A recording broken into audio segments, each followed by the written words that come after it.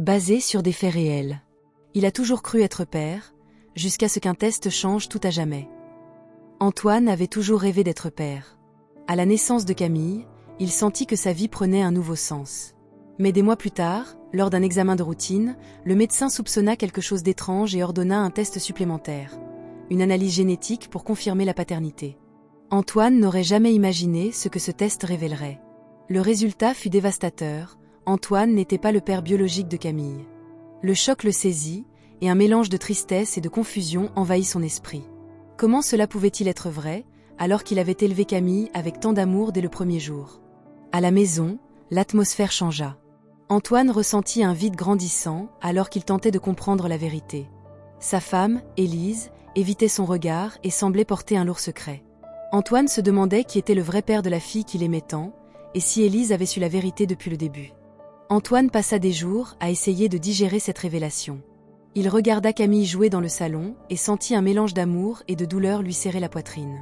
Il se souvenait de chaque instant, les nuits blanches, les premiers mots, les pas hésitants, tout ce qu'il avait vécu en tant que père. Maintenant, ce rôle qui semblait éternel était remis en question par un bout de papier, avec des résultats froids et impersonnels. Et la question persistait, si je ne suis pas le père, qui l'est? Ce soir-là, Élise rentra tard du travail. Elle évita de le regarder dans les yeux en faisant son sac et en allant se changer. Antoine l'observa en silence, cherchant des réponses dans chacun de ses gestes. Il aurait voulu lui demander immédiatement, mais la peur de la réponse le paralysait. Il préféra ravaler ses paroles, même si elles le brûlaient intérieurement. La tension entre eux aurait pu être tranchée au couteau. 2 jours passèrent sans qu'il n'aborde le sujet. Antoine essayait de maintenir sa routine habituelle devant Camille, mais intérieurement, il avait l'impression de s'effondrer. Le 3e soir, il décida qu'il ne pouvait pas vivre dans le doute. Il attendit que Camille s'endorme, alla à la cuisine et s'assit en face d'Élise. « Je suis allé chez le médecin », dit-il fermement. « Et les analyses montrent que je ne suis pas le père de Camille. » Le visage d'Élise se vida de ses couleurs. Elle le regarda avec un mélange de surprise et de peur, et ses lèvres se mirent à trembler. Le silence s'abattit sur la cuisine. Antoine attendait une réponse, mais Élise baissa simplement les yeux, évitant tout contact visuel. « Pourquoi ne me l'as-tu pas dit avant ?» demanda-t-il d'une voix étranglée par la douleur. « Depuis quand le sais-tu » Elle déglutit difficilement, les mains tremblantes. « Je l'ai appris peu après la naissance de Camille, mais j'avais peur. Peur de te perdre, peur de détruire notre famille. » Les mots transpercèrent le cœur d'Antoine comme des couteaux. « Et à quoi t'attendais-tu ? Que je vivrais dans le mensonge pour toujours. » « Je voulais juste protéger Camille, » dit Élise en pleurant, « et garder notre vie telle qu'elle était. » Antoine prit une profonde inspiration, essayant de se contrôler. Mais la plaie ouverte semblait saigner davantage à chaque mot. « Alors dis-moi, qui est le vrai père ?» demanda-t-il fermement. Elle hésita, ferma les yeux et secoua la tête. « C'est quelqu'un de mon passé. Je pensais ne plus jamais le revoir. » Cette révélation incomplète ne fit qu'accroître le poids qu'Antoine portait. « J'ai besoin de savoir qui il est, » dit-il en la fixant du regard. « Je ne peux pas continuer sans cette réponse. » Élise pleura en silence. « Il s'appelle Marc. C'était une brève aventure avant que je te rencontre. » Antoine eut l'impression que le sol s'était dérobé sous ses pieds.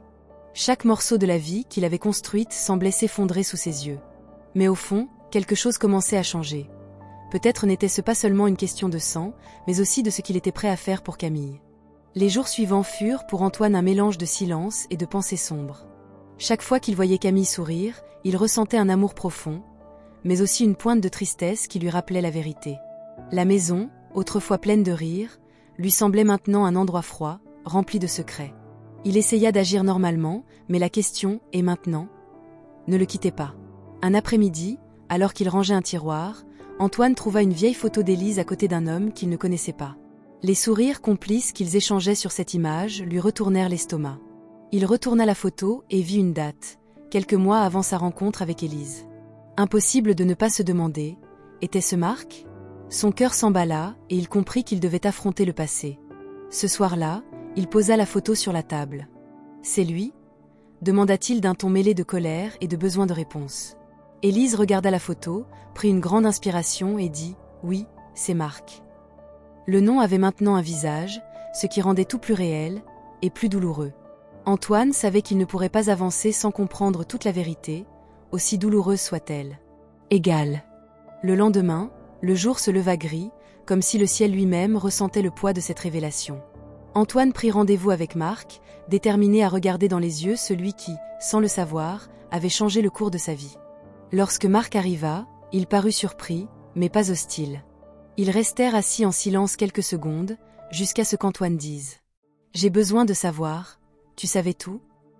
Marc déglutit, détournant le regard avant de répondre « Non, Antoine.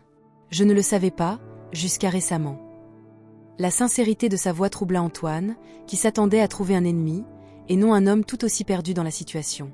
La conversation, qui commença sur un ton tendu, se transforma finalement en une explosion mutuelle sur les choix, les erreurs et les conséquences. Au fond, il s'agissait simplement de deux hommes essayant d'accepter la vérité.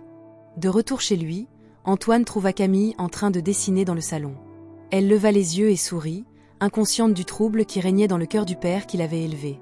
Il s'agenouilla devant elle et lui dit « Quoi qu'on dise, tu seras toujours ma fille. » Les larmes coulèrent, mais à cet instant, il sut que, malgré tout, il y avait quelque chose que personne ne pouvait détruire, l'amour qu'il avait choisi de donner. Et cet amour était éternel. Les jours suivants furent pour Antoine un exercice constant de force émotionnelle. Certains le regardaient avec pitié, d'autres avec une curiosité cruelle, comme si sa vie était un spectacle. Il apprit à ignorer les regards, se concentrant uniquement sur l'essentiel, assurer la sécurité et le bonheur de Camille. Même lorsque la douleur lui serrait la poitrine, il lui souriait. Car, au fond de lui, il avait déjà décidé. La vérité biologique ne définirait pas qui il était en tant que père. Au fil du temps, Antoine commença à consigner chaque instant passé avec Camille dans un petit carnet. Il nota les phrases drôles, les dessins tordus, les jours de pluie et les étreintes serrées. C'était comme s'il voulait créer un coffre-fort invisible pour conserver l'essence de la fille qu'il avait choisi d'aimer. Il savait qu'un jour, Camille voudrait peut-être connaître toute la vérité. Et ce jour-là, il aurait plus que des mots, il aurait des souvenirs. Par une belle soirée, des mois plus tard, ils se promenèrent au bord de la rivière. Camille lui serrait la main, comme s'il craignait qu'il ne disparaisse. Antoine regarda l'horizon et pensa « La vie peut tout me prendre, sauf l'amour que je lui ai donné. » Et, tandis que le soleil disparaissait à l'horizon, il comprit qu'être père n'était pas une question de sang, mais d'âme. Et que personne ne pourrait jamais changer. Malgré toute sa force, Antoine n'était pas à l'abri des nuits blanches. Il se réveillait souvent dans le silence du petit matin, les yeux fixés au plafond, se demandant où il avait pu se tromper. Les souvenirs du jour où il avait rencontré Élise lui revenaient comme un film douloureux. Il essayait de repousser le ressentiment, mais la blessure était encore vive. Et pourtant, il savait qu'il ne pouvait pas se laisser ronger par lui. Camille avait besoin d'un père entier, pas d'un homme brisé. Un jour, alors qu'il allait chercher Camille à l'école, il fut surpris par une enseignante. « Antoine, ta fille a fait un dessin pour la fête des pères. Je pense que tu devrais le voir maintenant. » Il regarda le papier de couleur et vit deux petits personnages se tenant la main, avec un énorme cœur au milieu.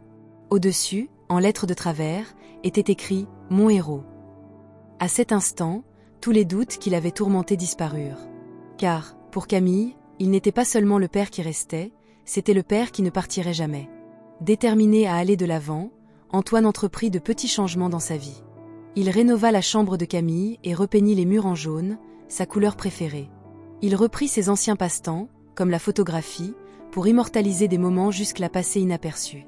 Et, petit à petit, il réalisa que la douleur ne disparaissait pas, mais se transformait. Ce n'était plus une plaie ouverte, mais une cicatrice, la marque de sa survie. Antoine était dans son studio, ajustant l'objectif de l'appareil photo, lorsqu'il entendit des pas lents dans le couloir. Il se retourna et vit Élise debout dans l'embrasure de la porte, tenant quelque chose dans ses mains, une petite boîte en bois. Son regard était lointain, comme si elle 00 portait le poids d'années sur ses épaules. « Il faut qu'on parle », dit-elle presque dans un murmure. La simplicité de ces mots fit froid dans le dos d'Antoine. Elle entra lentement, fermant la porte derrière elle. Elle posa la boîte sur la table et la fixa comme si elle avait peur de l'ouvrir. « J'ai gardé ça longtemps, mais je pense que tu mérites de savoir. » Antoine croisa les bras prudemment. « Après tout ce qui s'est passé, tu penses encore pouvoir décider de ce que je mérite ou non ?» demanda-t-il sans la quitter des yeux. Élise prit une grande inspiration, ouvrit la boîte et révéla une collection de lettres non envoyées, toutes écrites à lui, à différentes étapes de la vie de Camille. « J'ai essayé d'écrire, mais je n'ai jamais eu le courage de le faire, » avoua-t-elle. Antoine prit une des lettres, en lut quelques lignes et sentit son cœur se serrer. Ce n'étaient pas des excuses, ni des supplications. C'étaient des souvenirs, des peurs, des moments figés dans le temps. Et à cet instant, il réalisa que, si ces lettres n'effaçaient pas le passé, elles révélaient une femme qui, d'une certaine manière, avait aussi souffert.